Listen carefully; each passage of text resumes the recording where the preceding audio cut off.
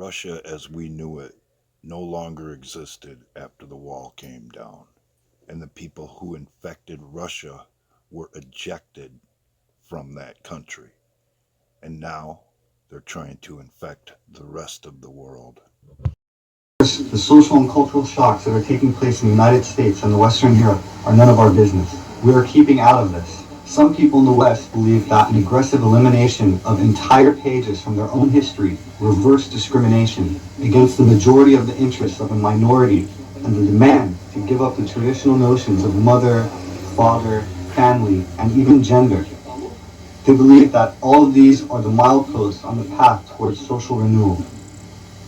The advocates of so-called social progress believe they are introducing humanity to some kind of a new and better consciousness.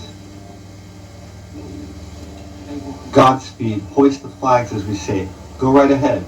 The only thing that I want to say now is that their prescriptions are not new at all. It may come as a surprise to some people, but Russia has been there already. After the 1917 revolution, the Bolsheviks, relying on the dogmas of Marx and Engels, also said that they would change existing ways and customs.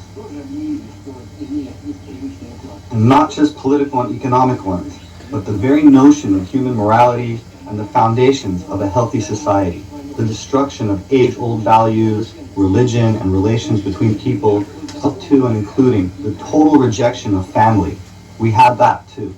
Encouragement to inform on loved ones. All this was proclaimed progress and, by the way, was widely supported around the world back then and was quite fashionable, same as today.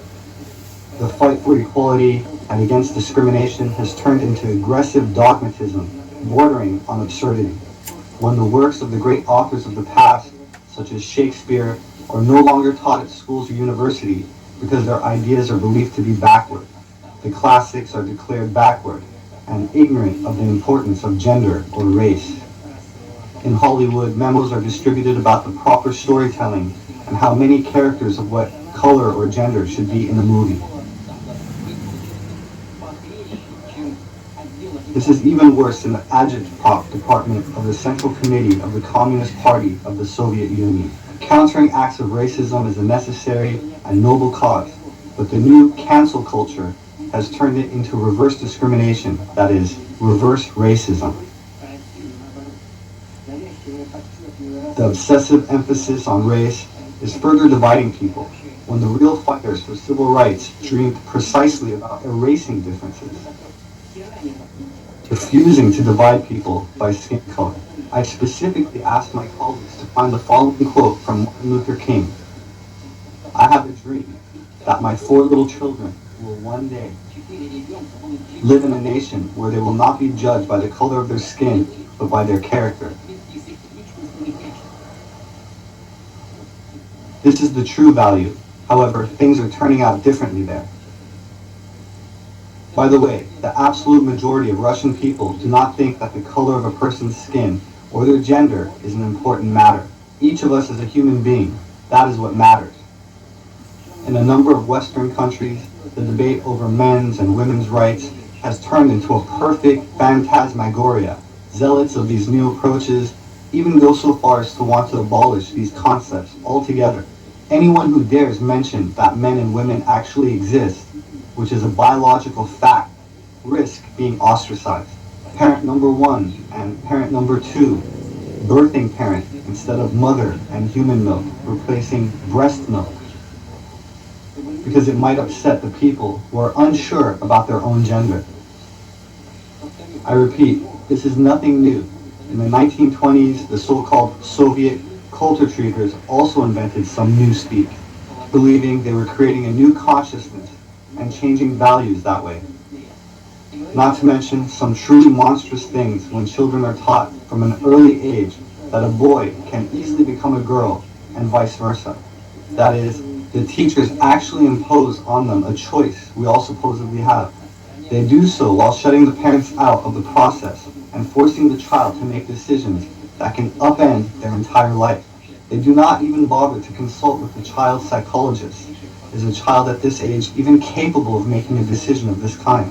calling a spade, this verges on a crime against humanity, and it's being done in the name and under the banner of progress.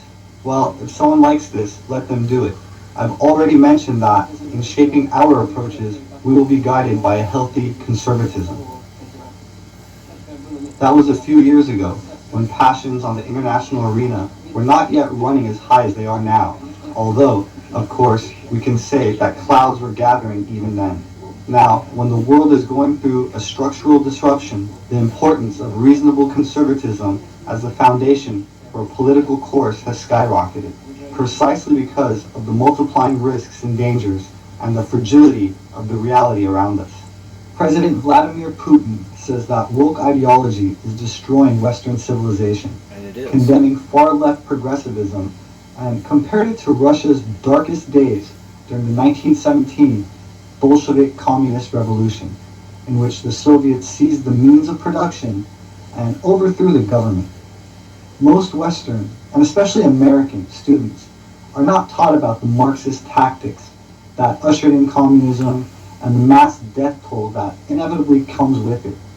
Instead, they're taught critical race theory, which is Afrocentric propaganda that is not about bringing about equality, but rather demonizing and vilifying one demographic in an effort to eradicate an existing power structure and bring about its collapse. Family values, religion, race, gender, morality, and nationalism is described as a threat. We can see you.